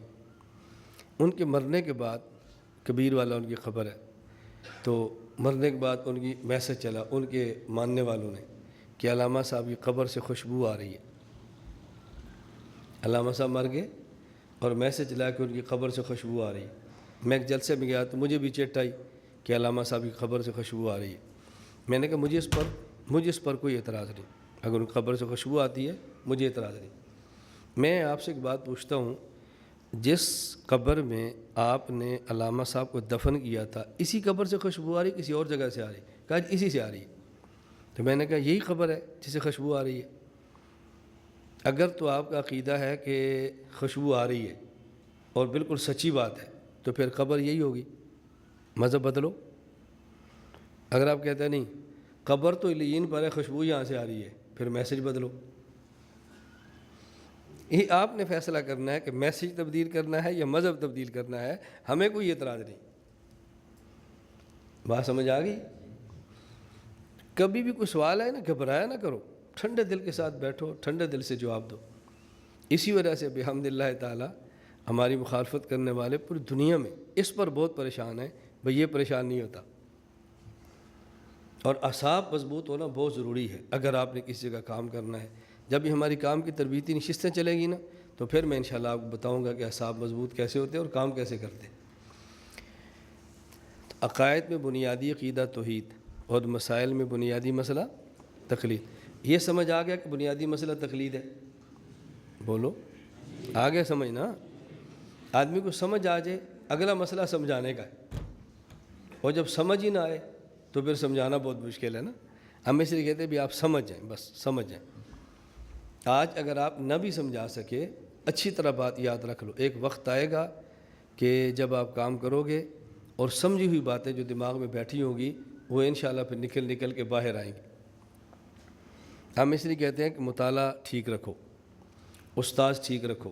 میں اللہ کا جتنا شکر ادا کروں کم ہے کہ نورانی قاعدہ سے لے کے تعلیم الاسلام نماز حنفی سے لے کے صحیح بخاری، مسلم، موطا امام محمد، طحاوی اور قرآن کریم کی تفسیر تک میرے اساتذہ میں کوئی استاد نہ ملحد ہے نہ بدعتی ہے۔ اللہ کا بہت شکر ہے۔ ہم نے سب سے پہلے آغاز اپنے والد سے کی ہے، اور جب گھر سے نکلے تو امام اہل سنت والجماعت شیخ التفسیر والحدیث حضرت استاذ محترم مولانا محمد سرفراز خان صفدر رحمۃ اللہ علیہ کے درس سے پڑھنا شروع کیا۔ ہمارا پڑھنا وہاں سے شروع ہوا۔ میں حفظ میں ہوتا تھا، حضرت درس قرآن دیتے تھے، ہم سنتے تھے، جو بات سمجھ آتی یاد کرتے تھے، بات نہیں سمجھ آتی پھر بھی یاد کر لیتے تھے، یاد ہو گئی، عرصہ گزر گیا۔ اب جب کام کرنا شروع کیا نا، اب شیخ کی باتیں سمجھ آتی، اب احساس ہوتا ہے زبردست۔ میں اس لیے آپ سے کہہ رہا ہوں، ہر کتاب کا مطالعہ نہ کرو، ہر بندے سے سبق نہ پڑھو، ہر جلسے میں مت جاؤ، ہر کسی سے تعلق مت رکھو، یہ تمہیں تباہ کر کے رکھ دے گا۔ ورنہ میں کیا تمہارے سامنے رونا رہوں؟ آپ میں سے اکثر بندے اس بات کو سمجھ جائیں گے۔ میں نے بعض ایسے لوگ جن کا نام بڑا ہے، بڑا نام ہے، طلبہ کو سبق پڑھا رہے ہیں، اور اب یہ ریکارڈنگیں باہر موجود ہیں، مجھے کسی کے اوپر الزام کی ضرورت نہیں ہے، نام بڑا ہے، طلبہ کو سبق پڑھا رہے ہیں، باتیں غلط کی جا رہی ہیں، اور ساتھ کیا کہہ رہے ہیں؟ یہ 25 سال پہلے جو میں نے مطالعہ کیا تھا نا، جو میرے ذہن میں چیزیں محفوظ تھیں نا، وہ آپ کو بتا رہا ہوں۔ اس کا معنی کہ 25 سال پہلے کا مطالعہ ٹھیک نہیں تھا۔ اگر اس وقت کسی اچھے بندے کے ہاتھ میں ہوتے، مطالعہ ٹھیک ہوتا نا، تو آج طلبہ کو ٹھیک باتیں بتاتے، آج رجوع نہ کرنا پڑتا، آج منتیں کر کے معافی نہ مانگنی پڑتی۔ یہ بات آپ کان کھول کے سن لو، میری ذاتیات پہ 1000 بندے بول سکتے ہیں، میں اہل باطل کی بات نہیں کرتا، اہل حق کی بات کرتا ہوں۔ میری ذات پہ 1000 اعتراض کر سکتے ہیں، وہ بھی اس وقت تک جب میرے سامنے نہیں ہے۔ دور رہ کے اعتراض کریں کہ سامنے بیٹھ کے اعتراض نہیں ہوتا، اس لیے اس کی ویلیو وقت ہی نہیں ہے نا، لیکن پھر بھی میری ذات پر اعتراض کریں گے۔ لیکن آپ اہل حق کا ایک فرد ثابت کرو جس نے آج تک میرے مسئلے پر اعتراض کیا۔ کوئی آپ کے علم میں ہے؟ کوئی آپ کے علم میں میرے عقیدے اور مسئلے پر اعتراض نہیں کریں گے؟ بندہ ٹھیک نہیں ہے، شہرت کا جو بھی کہتے رہے، مجھے اس سے غرض نہیں ہے، اس کو میں نہیں چھیڑتا۔ ذاتیات پر اعتراض کر لیں گے، ہمارے عقیدے پر اعتراض نہیں کریں گے۔ معصوم نبی ہوتا ہے یا غیر نبی؟ جی، میں معصوم ہوں، اگر کوئی میرے اندر بدعملی ہو بھی تو میں نبی تو نہیں ہوں نا، معصوم تو نہیں ہوں نا، لیکن اگر عقیدہ ٹھیک نہ ہو تو پھر مومن ہوں۔ اس لیے ہمارے عمل پر تو کوئی اعتراض کر لے گا کہیں سے بھی کھینچ کھانچ کے، ہمارے عقیدے پر اعتراض نہیں ہوتا۔ اور لوگ اعمال پہ شاباش دیتے ہیں، عقیدوں پر اعتراض کرتے ہیں۔ میں اس لیے آپ کو بڑے درد کے ساتھ بات کہہ رہا ہوں، نہ ہر کسی کا بیان سنو، نہ ہر کتاب کا مطالعہ کرو، نہ ہر کسی سے پڑھو، نہ ہر کسی سے تعلق رکھو۔ یہ تھوڑی عمر خالص کتاب، خالص عقیدہ، خالص بندوں سے رابطہ رکھو، پھر انشاءاللہ تو تمہاری عمر تھوڑی ہو گئی نا، پھر تم فخر سے کہو گے جیسے آج میں کہہ رہا ہوں۔ اور جب بھی مطالعہ کرنا ہو، یہ کتابیں چھوڑو، باطل کی کوئی کتاب نہ پڑھو۔ اور میں اگلی بات بھی کہتا ہوں، شاید آپ کو یہ بات آج سمجھنا ہے، آپ نے کسی مسئلے پر کام کرنا ہے، اس مسئلے پر عربی کتابیں اور بڑی کتابیں مت دیکھو، سب سے پہلے اس مسئلے پر اردو کتابیں اپنے اکابر کی دیکھو کہ ہمارے بزرگوں نے کیا لکھا ہے، اس کے بعد اوپر کی کتابیں دیکھو، کبھی گمراہی قریب نہیں آئے گی۔ کیونکہ ہم اس کو فخر سمجھتے ہیں، میں تو اردو مطالعہ کرتا نہیں، میں تو ہمیشہ عربی کتاب دیکھتا ہوں، ہم اس کو فخر سمجھتے ہیں۔ بھئی اس فخر کو چھوڑو، پہلے اپنے اکابر اہل سنت والجماعت، احناف، دیوبند، اپنے اکابر کی کتابیں اس مسئلے پر پڑھو، مسئلہ سمجھ آ گیا اب اوپر کتابوں کا مطالعہ کرو۔ جب تک نہیں سمجھ آتا ڈائریکٹ اوپر کی کتابیں پڑھو گے تو تمہیں اپنے اکابر کی کتابوں سے اچھا خاصا مسئلہ شروع ہو جائے گا۔ اب عنوان یہ نہیں، میں اس پہ شروع کروں گا تو بات ایک بڑی لمبی شروع ہو جائے گی۔ آپ میں سے وہ طلبہ جن نے دورہ حدیث کیا ہے اور صحیح بخاری پڑھی ہے، ان نے یہ واقعہ پڑھا ہے کہ امام زہلی حضرت امام بخاری کے سبق میں گئے، اور امام زہلی نے اپنے خاص نہ اللہ سے دعا مانگی اور شاگردوں سے کہا دعا کرو وہاں یہ قرآن حادث ہے، قدیم ہے، یہ مسئلہ نہ چھڑے، دعا کرو مجھے خطیہ کو مسئلہ نہ چلا جائے۔ اور طلبہ کو سختی سے منع کیا کہ حضرت امام بخاری سے اس مسئلے پر تم نے کوئی سوال نہیں کرنا۔ ایک طالب علم نے پھر بھی سوال کر دیا، باز نہیں آتے۔ اس نے پوچھا امام بخاری رحمۃ اللہ علیہ سے کہ لفظی بالقرآن حادث ہے یا قدیم ہے؟ امام بخاری فرمایا کہ لفظی بالقرآن حادث ہو۔ کیوں؟ اب امام بخاری فرمانے لگے اقوالنا افعالنا، اقوالنا افعالنا و افعالنا حوادث، تو لفظی بالقرآن یہ بھی ہمارا فعل ہے، ہمارا قول ہے حادث۔ امام زہری اٹھ گئے، امام بخاری کا بائیکاٹ کر دیا، زندگی بھر امام بخاری سے نہیں بولے، اور یہی مخالفت امام زہری کی امام بخاری کو بہت دور تک لے گئی۔ اب جو بھی طالب علم اس کو پڑھے گا نا جی، وہ یہی سمجھے گا کہ امام بخاری اور امام زہری کا یہ ذاتی رنجش تھی، عقیدے کا اختلاف تھا، یا امام زہری ٹھیک ہے یا امام بخاری ٹھیک ہے۔ اور مجھے اس پر کوئی الجھن نہیں۔ کیوں نہیں ہے؟ میں نے اردو کتاب مولانا ادریس قادری کی پڑھی ہے اور ان دونوں کے اختلاف کی حقیقت کو سمجھا ہے، مجھے کوئی الجھن نہیں۔ اور جب میں چھیڑوں گا تو آپ کو سمجھ آئے گا یار کیسی بات اس نے کی ہے۔ میں نے مولانا قادری کی یہ جملہ سمجھا کہ ان میں اختلاف کیا تھا، وجہ کیا تھی، اس پر تھوڑا سا نا وقت چاہیے، آدھا گھنٹہ چاہیے آپ کو سمجھانے کے لیے، تو آپ کو پھر احساس ہوگا میں کیا کہہ رہا ہوں۔ اس لیے میں کہہ رہا ہوں پہلے اپنے اکابر کو تو پڑھ لو، پھر اوپر جانا، پھر آپ کو الجھن نہیں ہوگی۔ میری گزارش سمجھ آ رہی؟ ہماری کتابیں آ رہی ہیں نا۔ میں جو کے ساتھی کہتے ہیں میں نے کہا آپ کام کرنا چاہتے ہیں ہم سے مل کر؟ جی، میں نے کہا میری کتابیں ساری خریدو اور بالاستیاب ایک ایک پڑھو۔ جب ساری میری کتابیں پڑھ لو گے نا میری، اس کے بعد پھر مجھے جاننا سمجھا مجھے بتانا کہ جی فلاں مسلک فلاں عقیدہ فلاں، مجھے شرح صدر نہیں ہو رہا، اگلی بات پھر کر لیں گے۔ خیر وہ جب کام کی باری اس میں بات چلائیں گے، تو درمیان میں چھوٹی چھوٹی باتیں ذہن سازی کے لیے کہتا رہتا ہوں تاکہ آپ کا رخ ٹھیک چلے۔ عقائد میں بنیادی عقیدہ توحید، مسائل میں بنیادی مسئلہ تقلید۔ تقلید اگر آپ کسی کو سمجھانا چاہیں تو 4 باتیں سمجھائیں۔ نمبر 1 تقلید کا معنی، نمبر 2 تقلید پہ دلائل، نمبر 3 تقلید پر ہونے والے اعتراضات اور ان کے جوابات، نمبر 4 تقلید نہ کرنے کے نقصانات۔ یہ 4 باتیں سمجھا لیں گے تو الجھن ختم ہو جائے گی، کیونکہ الجھن کی بنیادی وجہ کہ بندہ تقلید کا معنی نہیں سمجھتا۔ جب تقلید کا معنی سمجھ آ گیا الجھنیں ختم ہو جائیں گی۔ تو کتنی باتیں سمجھانی ہیں؟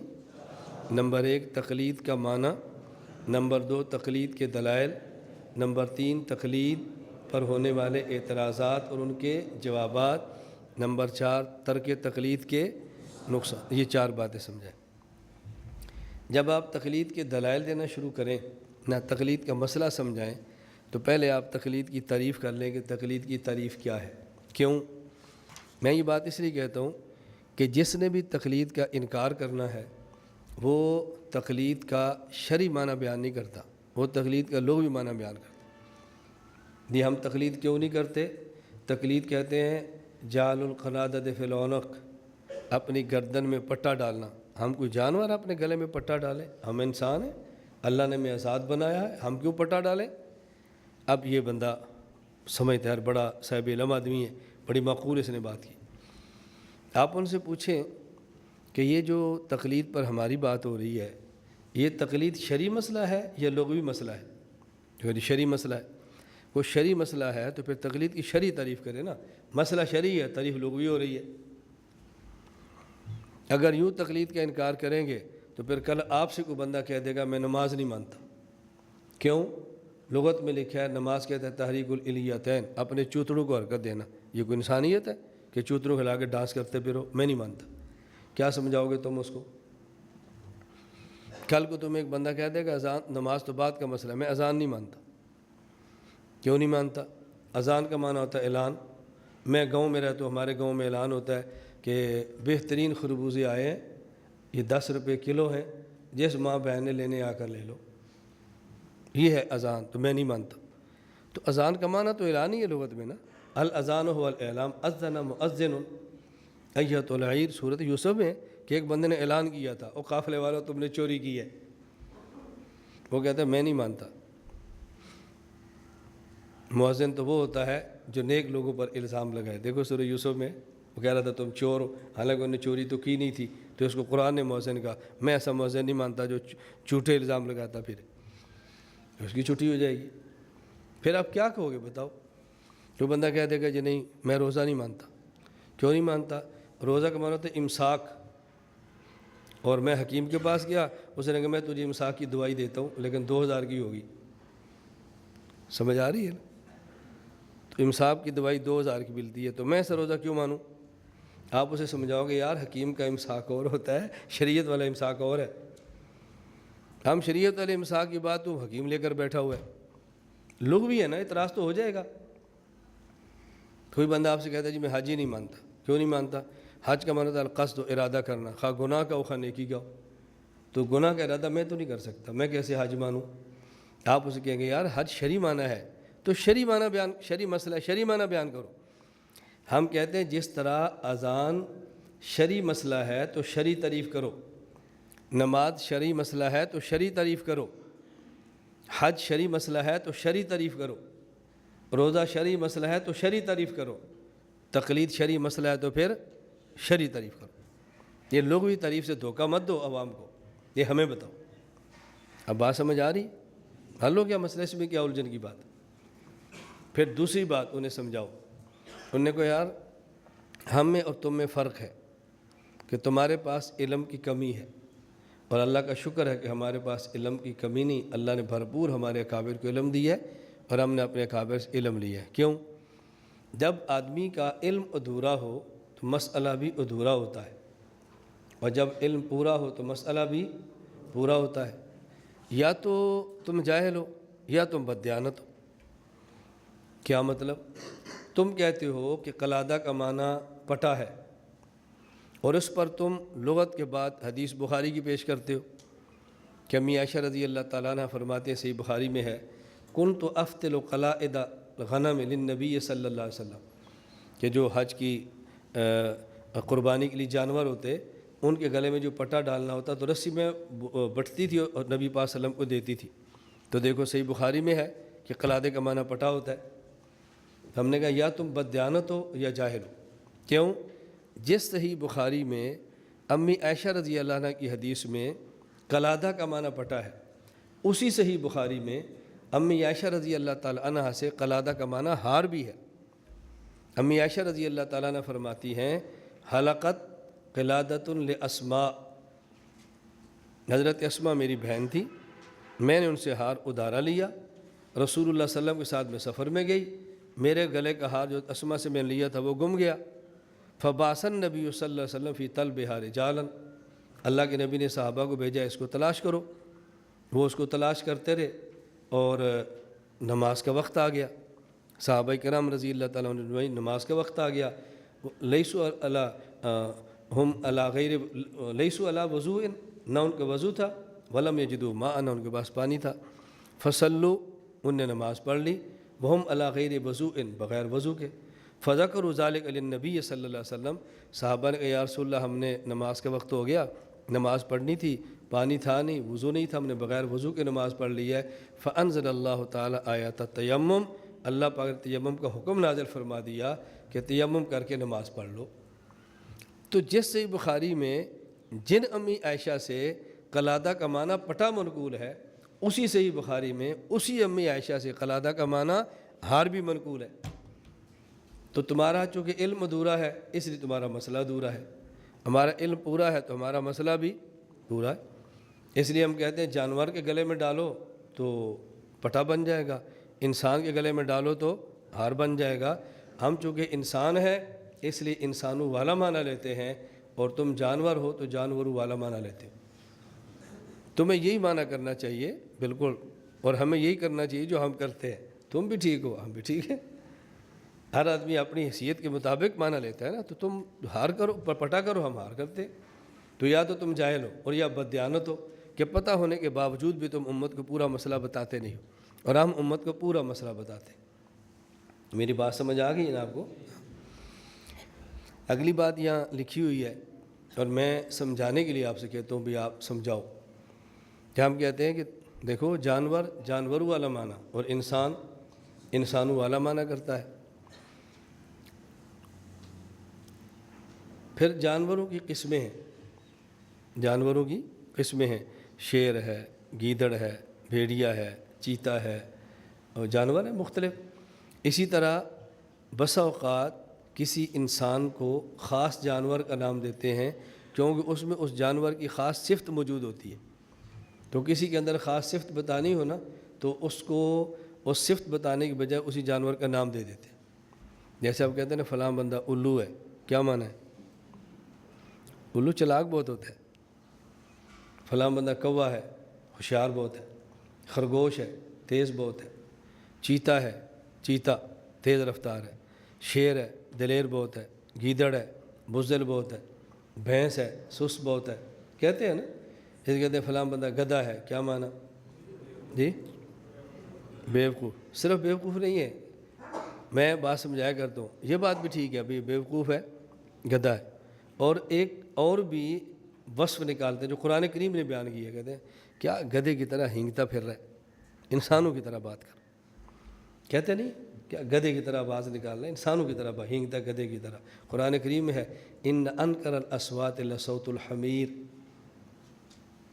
مکروہ قسم کی آواز یہ کس کی ہے؟ گدھے، کیا گدھے کی طرح ہینگتے ہیں، انسانوں کی طرح بات کر، ہمارے علماء کا آپ کلام سن لو کیسے انسانوں کی طرح ہے، اور ان کی تقریریں سن لو آپ کو سمجھ آ جائے گی انکر الاصوات لصوت الحمیر کون ہے، آپ کو سمجھ آ جائے، میں سناتا رہتا ہوں نا، کہتے ہیں وچ گجراتے ایک دولا رہندا جڑا کڑ کڑ مکھڑے بناوے، تقریر ہو رہی ہے،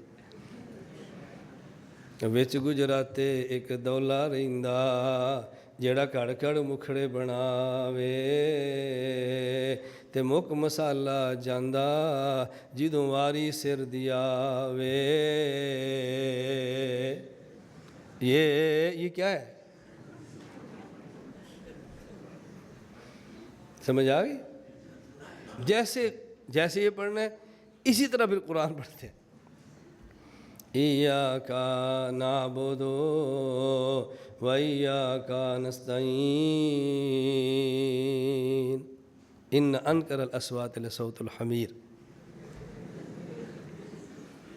نہیں یہ میری رائے تو نہیں ہے نا، میں نے تو پہلے آپ سے کہا بھی میں محقق نہیں ہوں، میں تو ناقل اور شارح ہوں، پہلے نقل بتا دی پھر اس کی شرح کر دی، ان کی نقل بھی لگا دی پھر ساری شرح بھی کر دی، اب ان کو چاہیے اپنے علماء کو سمجھائیں بھئی دیکھو آپ کی آواز پر قرآن بولتا ہے، جس طرح میں ان سے کہتا ہوں نا من شر الوسواس الخناس، تمہارا نام بھی میں نے قرآن سے نکالا ہے، تمہاری آواز بھی قرآن سے نکالی، تو میں نے کہا تم تو ہمیں شاباش دو کہ تمہاری آواز پر بھی دلیلیں پڑھ رہا ہوں، پوچھے بھی یہ لہجہ کہاں پر ہے، کوئی جی قرآن میں ہے، میں صرف یہ سمجھا رہا تھا کہ تقلید مسئلہ شرعی ہے یا لغوی، تو شرعی مسئلے پر شرعی تعریف کرو نا، پھر لغوی تعریف کیوں کرتے ہو؟ اب ان سے پوچھو تقلید کی شرعی تعریف کیا ہے بتاؤ، تقلید کی شرعی تعریف بتاؤ، وہ جی فلاں نے لکھا ہے، فلاں فلاں چھوڑو تم بتاؤ، قرآن کریم کفر کا رد کرتا ہے، قرآن کریم شرک کا رد کرتا ہے، احادیث میں بدعت کا رد ہے، تو حدیث میں بتایا نہیں بدعت کیا ہے، کل محدثۃ بدعہ بتایا نا، شرک کی رد کرتا ہے تو قرآن بتاتا نہیں شرک کیا ہے، تو جب تقلید کا رد قرآن اور حدیث میں ہے تو پھر بتائیں گے نا تقلید کا معنی کیا ہے، نکالو قرآن کریم سے تقلید کی تعریف، نکالو حدیث پاک سے تقلید کی تعریف، رد تقلید کا کرنا ہے اور تعریف فلاں نور الانوار نے لکھی ہے، اسامی نے لکھی ہے، حضرت تھانوی نے لکھی ہے، ان کی آپ تعریف مانتے ہو؟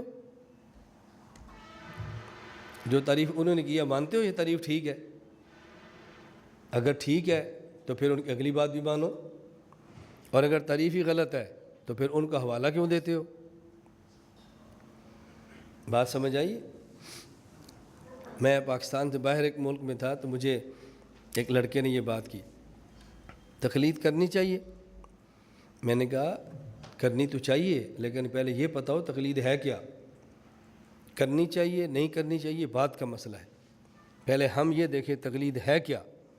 مجھے کہتا ہے تقلید کہتے ہیں بلا دلیل کسی کی بات کو مان لینا، میں نے کہا کسی کی بات کو بلا دلیل مان لینا یہ تقلید ہے؟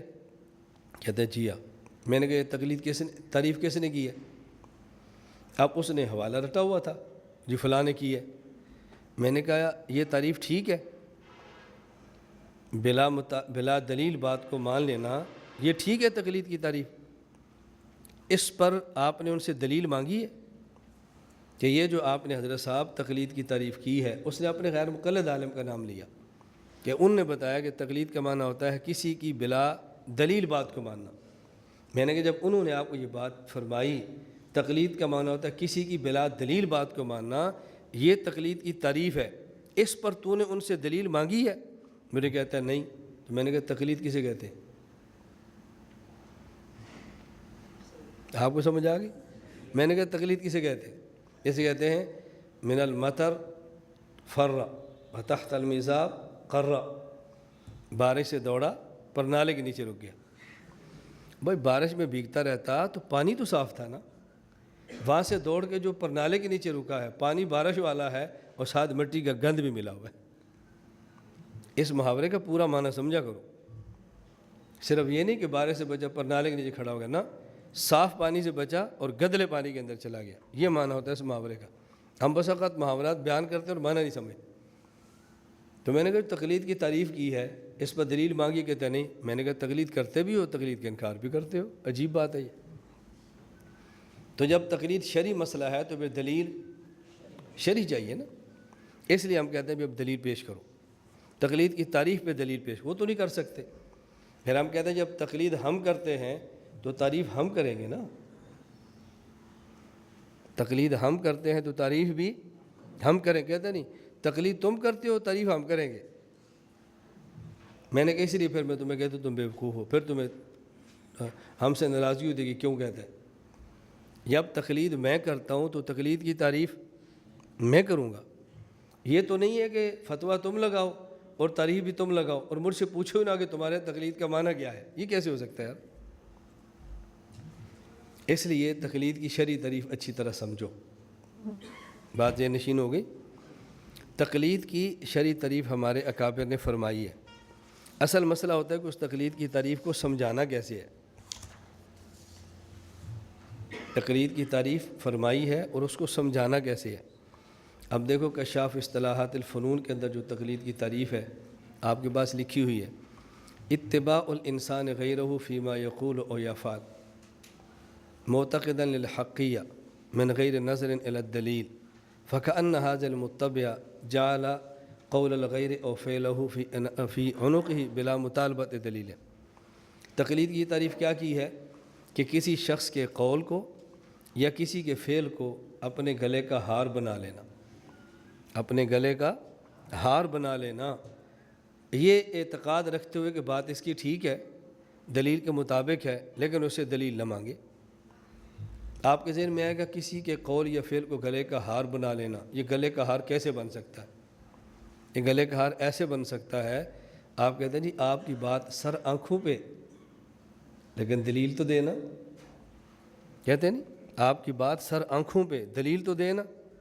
اب یہ سر آنکھوں پہ یہ محاورہ ہے، اس کا معنی نہیں کہ جیسے سر آنکھوں پر ایسے دلیل بھی سر کے اوپر رکھ لیں گے، ایسا بات رکھ لیں گے، ایسا معنی نہیں ہوتا۔ ہم فلاں بزرگ کو مانتے ہیں، ہم کہتے ہیں کہ جی اکابر کی جوتیاں ہمارے سر کا تاج، لیکن اکابر تو ہوں نا۔ اب یہ جوتیاں سر کا تاج، اس کا کیا مطلب ہوتا ہے؟ کبھی آج تک کسی نے جوتیوں کو دیکھا کہ سر کے اوپر بطور تاج کے رکھا ہو؟ مطلب ہوتا ہے کہ جس طرح بڑے لوگ اپنے سر پہ تاج کی حفاظت کرتے ہیں اور تاج کو محفوظ رکھنے کے لیے گردنیں کٹواتے ہیں، تاج اپنے سر سے اترنے نہیں دیتے، ہم اسی طرح اپنے اکابر کی جوتیوں کی بھی حفاظت کریں گے اور اپنے اکابر کے نقش قدم پہ چلیں گے۔ معنی یہ نہیں ہوتا کہ جوتیاں سر پہ رکھ لیں۔ آپ کی بھائی اولیاء کے پاؤں کی خاک ہماری آنکھ کا سرما، لیکن ولی تو ہو نا۔ اب یہ جو کہتے ہیں پاؤں خاک آنکھ کا سرما، کوئی ڈالتا تو نہیں ہے اس کو، یہ صرف محاورات ہوتے ہیں کہ ہم ان کی قدر ایسے کریں گے جیسے سرمے کو سنبھالتے ہیں آنکھ میں ڈالنے کے لیے، لیکن ولی تو ہو۔ یہ معنی ہوتا ہے کہ ہم ان کے قول اور فعل کو اپنے گلے کا ہار بنا لیتے ہیں۔ اب بات سمجھ آ گئی؟ یہ وہ تعریف ہے جو ہمارے حضرات نے کی ہے، لیکن اس دور میں مسئلہ سمجھانے کے لیے جو تعریف ہم نے کی ہے آپ نے فائل میں دیکھ لی ہے، اس تعریف کو اچھی طرح سمجھو۔ مسائل اجتہادیہ میں غیر مجتہد کا ایسے مجتہد کے مفتہ بھی مسائل کو مان لینا، مفتہ بھی مسائل کو بلا مطالبہ دلیل مان لینا، جس کا مجتہد ہونا دلیل شرعی سے ثابت ہو اور اس کا مذہب اصولاً و فروعاً مدون ہو کر مقلد کے پاس تواتر کے ساتھ پہنچاؤ۔ دیکھو کتنی قیود آ گئی۔ یہ ہے تعریف جو علماء کی زبان میں کہتے ہیں جامع لجمیع الافراد اور مانع عن دخول الغیر، جیسے کہتے ہیں تعریف جامع اور مانع ہونی چاہیے نا، یہ تعریف ہے جامع اور مانع، اور اس سے جامع اور مانع تعریف شاید تمہیں تلاش کرنے سے کہیں ملے، شاید۔ بات سمجھ آ گئی؟ اور میں طلباء سے کہہ دوں تعریف کو ذہن میں رکھ لیں، مسائل اجتہادیہ میں غیر مجتہد کا ایسے مجتہد کے مفتہ بہا مسائل کو بلا مطالبہ دلیل مان لینا جس کا مجتہد ہونا دلیل شرعی سے ثابت ہو اور اس کا مذہب اصولاً و فروعاً مدون ہو کر مقلد کے پاس تواتر کے ساتھ پہنچا ہو۔ میں کبھی طلبہ سے کہتا ہوں کہ آپ یہ تعریف لکھیں اور کسی بڑے سے بڑے بندے کے پاس جائیں اور اس میں یہ کہیں کہ میں نے استاد جی آپ کی کتاب پڑھی ہے، میں نے حضرت تھانوی کی پڑھی ہے، میں نے بہت سارے کابر کی تعریف پڑھی ہے اور ان کی روشنی میں میں تقلید کا یہ مفہوم سمجھاؤں، تو آپ یہ فرمائیں ٹھیک ہے غلط ہے، دیکھنا آپ کو داد کتنی ملتی اور کتنا آپ کو لائق ترین طالب علم شمار کیا جاتا ہے۔ اور آپ یہی کہہ دو جی مولانا الیاس گھمن صاحب یہ تعریف کرتے ہیں، پھر دیکھنا آپ کو دوبارہ تخصص کا مشورہ کیسے ملتا ہے۔ اور جاؤ اس کے پاس، اور جاؤ، کیا علم ہے یہ؟ کیا کوئی بات ہے کہنے والی؟ ایک نئی بات لکھ دی ہے بس۔ آپ دیکھنا نام نہ لو پھر پیش کرنا۔ ایک جگہ میں ضلع کا نام نہیں لیتا، ایک جگہ میں گیا تو چھٹیوں میں ہم صراط مستقیم کورس کرتے ہیں۔ میں آپ کو بھی کہتا ہوں صراط مستقیم کورس اپنے علاقوں میں چھٹیوں میں کرواؤ۔ آپ جب یہاں سے جاؤ صراط مستقیم کورس لو، کورس میں شرکاء کو صراط مستقیم قیمتاً دو، پھر ان کے لیے یہاں سے اسناد منگواؤ اور باقاعدہ صراط مستقیم کورس شروع کرواؤ۔ آپ کے کالج کا نوجوان آپ کے ساتھ جڑ جائے گا۔ آپ نے اپنے علاقے میں بچیوں کا مدرسہ بنایا اور آپ چاہتے ہیں کہ بچیوں کا مدرسہ کامیاب ہو، اس کے لیے آپ صراط مستقیم کورس کروائیں۔ یہ بچیوں کی چھٹیوں کے دن ہیں، وہ کورس پڑھیں گی اور اس میں سے آپ کے مدرسے کی طرف متوجہ ہو جائیں گی۔ ہم نے خود کر کے دیکھا ہے، صرف سنی بات نہیں ہے۔ اور اس صراط مستقیم کورس میں 40 اسباق ہیں، آپ چاہیں تو 40 دن میں پڑھائیں، چاہیں تو 20 دن میں، چاہیں تو 5 دن میں، آپ کا مسئلہ ہے۔ اور 40 اسباق میں سے روزانہ ہر سبق کے 5 حصے ہیں۔ نمبر 1 عقیدہ، نمبر 2 مسئلہ، نمبر 1 عقیدہ آیت، نمبر 1 آیت، ہر سبق کے 5 حصے ہیں۔ نمبر 1 پھر ذہن میں رکھیں ہمارے صراط مستقیم کی 40 اسباق ہیں اور ہر سبق کے 5 حصے ہیں۔ نمبر 1 آیت، نمبر 2 حدیث، نمبر 3 عقیدہ، نمبر 4 مسئلہ اور نمبر 5 مسنون دعا۔ آپ اس کی جامعیت دیکھیں، اس کا سقم صرف یہ ہے کہ اس کے اوپر نام میرا لکھا ہوتا ہے اور گاؤں کا نام ساسی جنوبی ہوتا ہے، بس۔ اس پر میں آپ کو لطیفہ سنانے لگا تھا۔ ایک جگہ پر میں گیا اور وہاں مشورہ چل رہا تھا میں چھٹیوں میں کون سا کورس ہونا چاہیے۔ کوئی قرآن و سنت کہتے، کوئی فقہ کہتے، کوئی دین کہتے، مختلف نام چل رہے تھے۔ خیر اس میں عنوان طے ہو گئی فلاں عنوان پہ ہونا چاہیے۔ مجھے مولانا آپ کی رائے کیا ہے؟ میں نے کہا جو مشورے میں تھا جو وہی میری رائے، میں اتفاقاً گیا تھا، میرا آگے بیان تھا۔ کورس کا نام طے ہو گیا۔ اب یہ طے ہوا کہ مرتب کورس بچوں کو نہیں پڑھایا جائے گا، بچیوں کو بھی نہیں پڑھایا جائے گا، بلکہ ہر استاذ کے ذمہ جو سبق ہیں وہ اپنا سبق لکھ کے لائے گا اور اس سے صبح اپنی فائل سے پڑھائے گا۔ ٹھیک، میں یہ بات خدا کی قسم اٹھا کر کہہ رہا ہوں، اتنے اچھے جید عالم، ان کے ذمہ جو سبق تھا، میں کچھ دن بعد گزرا، میں نے ان کا سبق دیکھا تو صراط مستقیم کے صفحے فوٹو اسٹیٹ کیے۔ میں نے کہا چلو یہ فوٹو اسٹیٹ چھوڑ دیتے، اپنے ہاتھوں سے تو لکھ لیتے نا یار۔ یہ تو پتہ چلتا ہے کورس آپ نے خود مرتب کیا ہے، اور اگر یہ کرنا ہی تھا تو سیدھا کورس کا نام لے کر بتاؤ بھئی یہ صراط مستقیم کورس ہے۔ میں جو باتیں کہہ رہا ہوں نا، میں آج کے لیے نہیں کہہ رہا، اور میں اپنے سادہ خدمت میں بارہا عرض کرتا ہوں کہ آپ اپنے کام کو 1000 سال بعد کے لیے سوچو، 1000 سال بعد کے لیے سوچو۔ حکیم الامت تھانوی جب زندہ تھے تو اس وقت حکیم الامت تھانوی خطبات حکیم الامت کے حوالے نہیں ہوتے تھے، خطبات حکیم الامت کے حوالے ہم پیش کرتے ہیں۔ میں ان سے کہتا ہوں یہ علوم جو جمع ہو رہے ہیں نا، یہ خطبات متکلم اسلام آج نہیں ہوں گے، یہ بعد والی نسلیں حوالے دیں گی اور تمہیں پھر سمجھ آئے گا ہم نے کام کیا کیا۔ میں ابھی ملیشیا میں تھا، پچھلے سفر میں گیا تو 8 ایکڑ پر مشتمل ملیشیا میں ایک مدرسے کی بنیاد رکھی جس کا نام ہے جامعۃ الامام محمد بن ادریس شافعی۔ میں ابھی اس سفر میں گیا ہوں 1 एकड़ پر مشتمل بنیاد جامع عبداللہ بن مسعود. اگلی دفعہ کیا کام ہوگا خدا جانتا ہے، آپ اس کو سوچ بھی نہیں سکتے. اور ملکوں کے ملک ہیں بحمدللہ جہاں پہ اب کام شروع ہے، اور ہم موجودہ حالات کو نہیں دیکھ رہے، ہم آئندہ نسلوں کو دیکھ رہے ہیں کہ اس نسل کے ایمان کو کیسے بچانا ہے. میری گزارش سمجھ آئیے آپ کو. تو آپ یہ چھٹیوں میں صراط مستقیم کورس کر کے دیکھیں، پھر آپ کو اندازہ ہوگا اس کی افادیت کتنی. رمضان آ رہا ہے، ہم نے رمضان کو بھی قیمتی بنایا. رمضان گرمی کا ہوتا ہے، لوگ شوق سے اعتکاف بیٹھتے ہیں، اور بعد میں دن پورے نہیں ہوتے، وقت زیادہ ہوتا ہے، گرمی ہوتی ہے. ہم نے مرتب کر دیا اعتکاف کورس. آپ اعتکاف کورس لے لیں. آپ کے علاقے میں مساجد ہیں، آپ 5 مسجدوں میں اعتکاف کورس کرائیں، صبح کہیں، دوپہر کہیں، شام کہیں. اور ہمارے ایسے اساتذہ ہیں، مفتی اسنان وغیرہ موجود ہیں، یہ کراچی کراتے ہیں، بعض مساجد میں کراتے ہیں. آپ اعتکاف کورس لے لیں.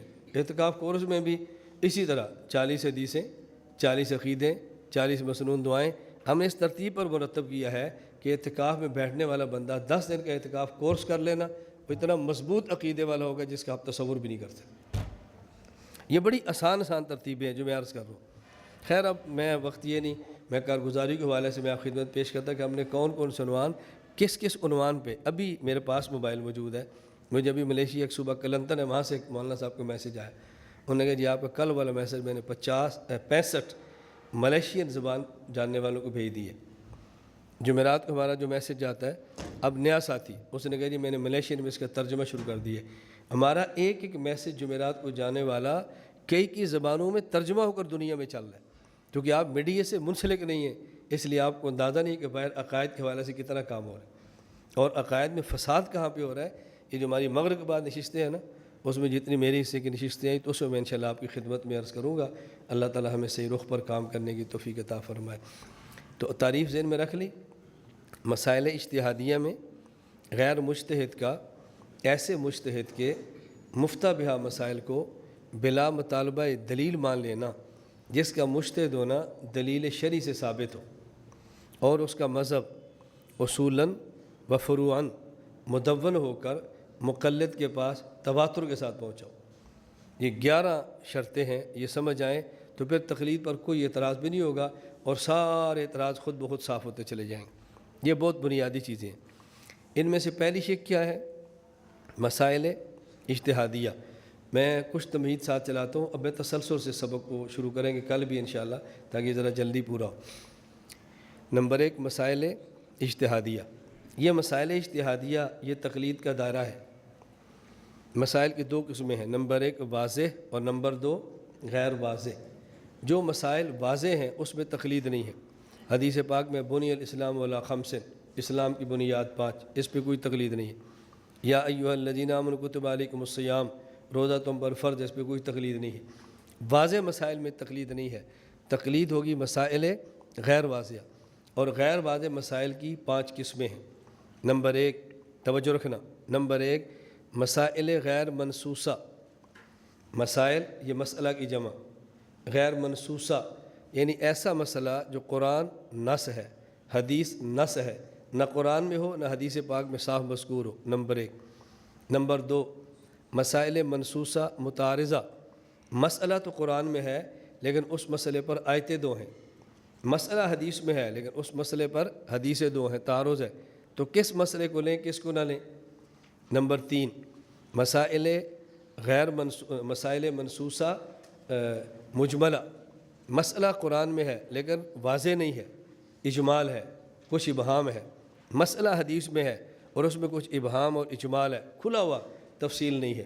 نمبر 4 مسائل منصوصہ محتملۃ المعانی. یعنی مسئلہ قرآن میں ہے لیکن جس آیت سے مسئلہ ثابت ہو رہا ہے اس آیت کے معنی 2 ہیں. یہ بھی ہو سکتا ہے، یہ بھی ہو سکتا ہے. مسئلہ جس حدیث میں ہے اس حدیث کے معنی 2 ہیں، یہ بھی ہو سکتا ہے، یہ بھی ہو سکتا ہے، احتمال. نمبر 5 مسائل منصوصہ غیر متعینۃ الاحکام. مسئلہ قرآن میں ہے، اس کا حکم قرآن میں نہیں ہے، فرض ہے، واجب ہے، سنت ہے، مستحب ہے، مباح ہے، کیا ہے. اسی طرح مسئلہ حدیث میں ہے لیکن اس کا حکم واضح نہیں ہے کہ یہ متعین نہیں ہے، فرض، واجب، سنت، مستحب اور مباح یہ کیا ہے. تو ان 5 قسم کے مسائل میں تقلید ہوتی ہے. تقلید کتنے قسم کے مسائل میں؟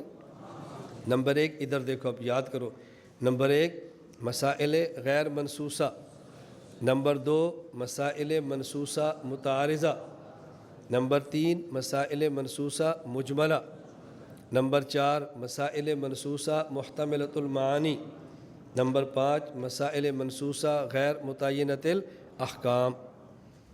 ان 5 مسائل میں تقلید ہوتی ہے، تو 5 قسم کے مسائل میں جب یہ تقلید کا دائرہ آپ کے سامنے آ جائے گا تو پھر تقلید کی میں ہونے والے شبہات از خود ختم ہونے شروع ہو جائیں گے۔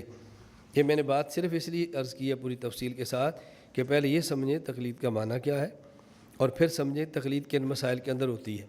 بس جب یہ سمجھ آئے معنی کیا ہے تو وہ جو لغت کا دھوکہ دیتے ہیں وہ ختم ہو جائے گا، اور جب یہ سمجھیں تقلید کن مسائل میں ہوتی ہے، اب یہ دھوکہ بھی ختم ہو جائے گا کہ جب قرآن موجود ہے تقلید کی ضرورت کیا ہے، جب حدیث موجود ہے تقلید کی ضرورت کیا ہے، قرآن حدیث کے ہوتے ہوئے تقلید کی کیا ضرورت میں پڑ گئی ہے، قرآن کافی ہے، حدیث کافی ہے، اب تقلید آپ کیوں کرتے ہیں، یہ سارے کے سارے شبہات صاف ہو جائیں گے۔